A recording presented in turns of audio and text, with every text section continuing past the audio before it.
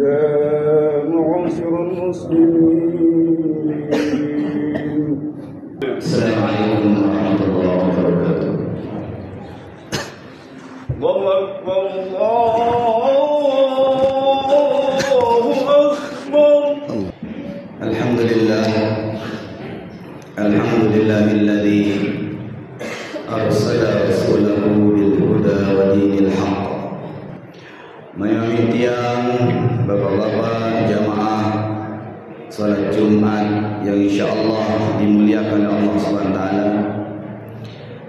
Kita sama-sama tingkatkan takwa kita kepada Allah dengan cara terus-menerus mentaati Allah SWT dan berusaha sungguh-sungguh untuk meninggalkan apa-apa yang dilarang oleh Allah Subhanahu wa taala. Alhamdulillah, bersyukur kepada Allah SWT. Mungkin niki yang belum masih di dalam bulan yang barokah, bulan lahir baginda Nabi Muhammad sallallahu alaihi wasallam, yaitu Rabiul Awal, yang mana orang-orang yang senang dan gembira dengan lahirnya baginda Nabi Muhammad sallallahu alaihi wasallam, dia akan mendapatkan barokah, dia akan mendapatkan kemuliaan dari Allah Subhanahu wa taala. Seorang ulama besar yang bernama Syekh Shihabuddin Al-Hariri rahimahullah, beliau mengarang sebuah kitab yang berjudul Al-Maulidus Syaraf Al-Anam. Beliau menceritakan tentang orang yang mendapat barokah atas kesenangannya melihat, hanya senang saja melihat orang yang merayakan Maulid Nabi sallallahu alaihi wasallam.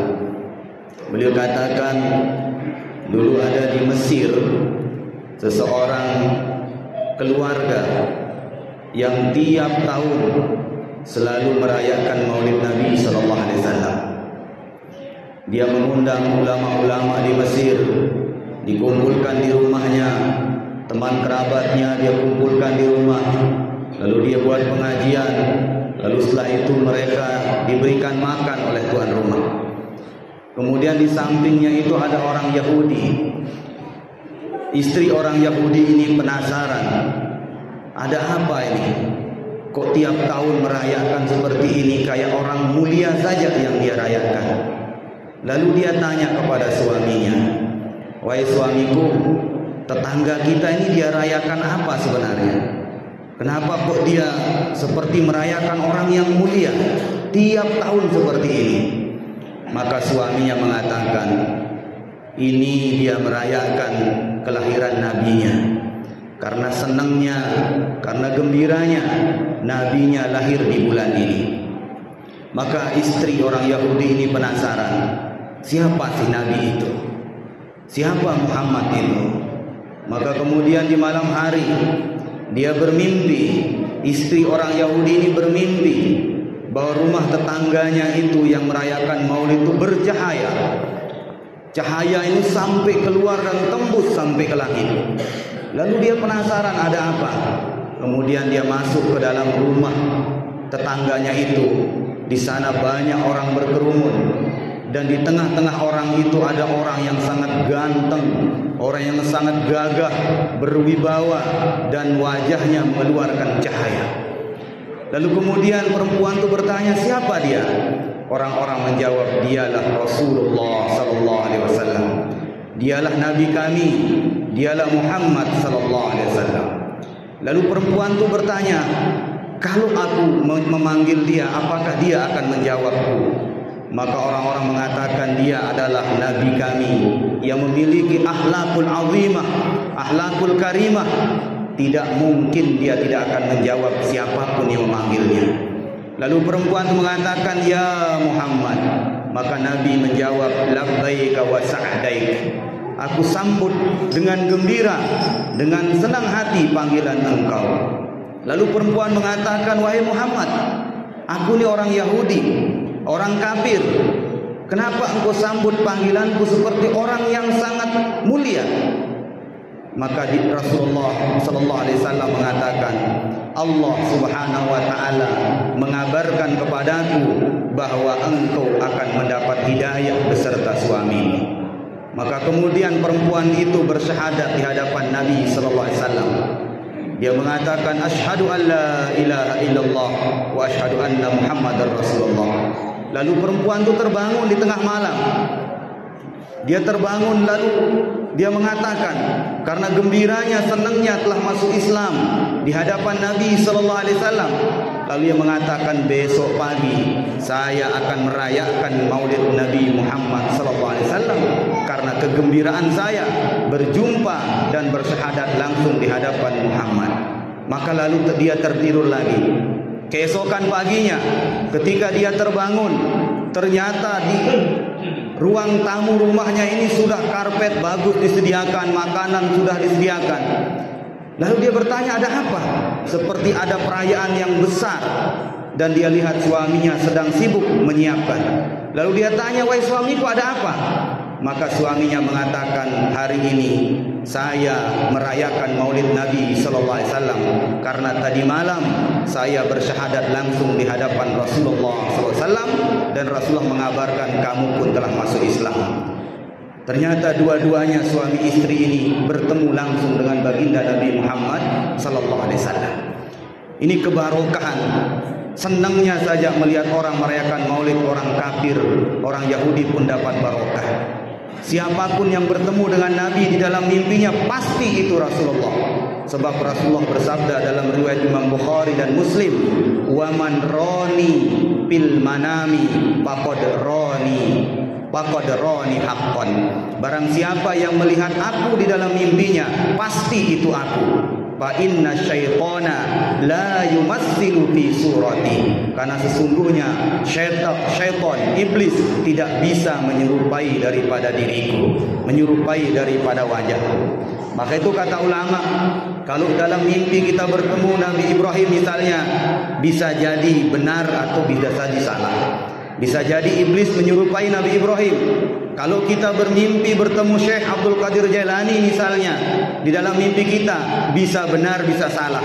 Bisa jadi iblis menyerupai Syekh Abdul Qadir Al-Jailani. Tapi siapapun yang di dalam mimpinya bertemu Rasulullah SAW, pasti itu Rasulullah. Karena iblis tidak bisa menyerupai baginda Nabi Muhammad SAW. Maka itulah Syekh Ja'far Al-Barzanji dalam kitab beliau mengatakan, man ro'a wajhaka yas'ad. Siapapun yang melihat wajah Nabi, pasti dia gembira, pasti dia senang. Ya karimal walidain, wahai Rasulullah, engkau adalah orang yang memiliki dua orang tua yang sangat mulia. Itulah akidah Ahlussunnah wal Jamaah. Kalau kita Ahlussunnah wal Jamaah meyakini bahwa ibu bapaknya Nabi sampai ke Nabi Adam orang mulia, orang ahli surga. Beda dengan orang Syiah, beda dengan orang Wahabi, orang Salafi. Dia meyakini ibu bapaknya Rasulullah ahli neraka. Tetapi kita Ahlussunnah, ya karimal walidain, wahai Rasulullah, engkau adalah orang yang memiliki dua orang tua yang sangat mulia, ahli surga. Siapa bapaknya Rasulullah? Beliau adalah Abdullah. Siapa kakeknya? Beliau adalah Abdul Muttalib. Siapa bapaknya Abdul Muttalib? Dia adalah Hashim. Hashim adalah putra daripada Abdul Manaf. Abdul Manaf adalah putra daripada Qusay. Qusay adalah putra daripada Kilab. Kilab adalah putra daripada Murrah. Murrah adalah Nabi Ismail adalah putra daripada Nabi Ibrahim. Nabi Ibrahim adalah cucu Nabi Nuh. Nabi Nuh adalah cucu daripada Nabi Idris. Nabi Idris adalah cucu daripada Nabi Sis. Nabi Sis adalah putra Nabi Adam alaihissalam. Orang-orang mulia, orang-orang yang suci. Maka orang Ahlussunnah wal Jamaah termasuk Syekh Abdul Qadir Al-Jailani beliau mengatakan mustahil Nur Muhammad akan diletakkan di sulbi orang kafir. Dari Nabi Adam sampai Rasulullah, orang-orang yang mulia, orang-orang yang suci, ahli surga. Itulah Syekh Ja'far Al-Barzanji rahimahullah mengatakan, ya karimal walidain, untuk menepis pendapat orang yang mengatakan ibu bapak Nabi adalah ahli neraka. Oleh karena itu, kita bersyukur pada hari ini kita masih berada di bulan yang sangat mulia. Tunjukkan menunjukkan kegembiraan kita, kesenangan kita, kerinduan kita. Mudah-mudahan dengan sebab ini, barokah ini, kita dipanggil oleh Allah untuk bisa ziarah langsung ke Rasulullah sallallahu alaihi wasallam.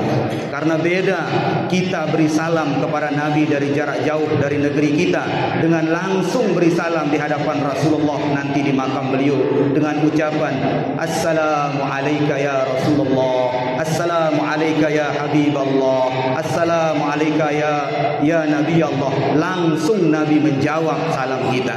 Kalau kita mengatakan assalamu alayka ya Rasulullah dari jauh, malaikat akan mengirim salam kita kepada Rasulullah, lalu Rasulullah menjawab 10 salam atau selawat kita.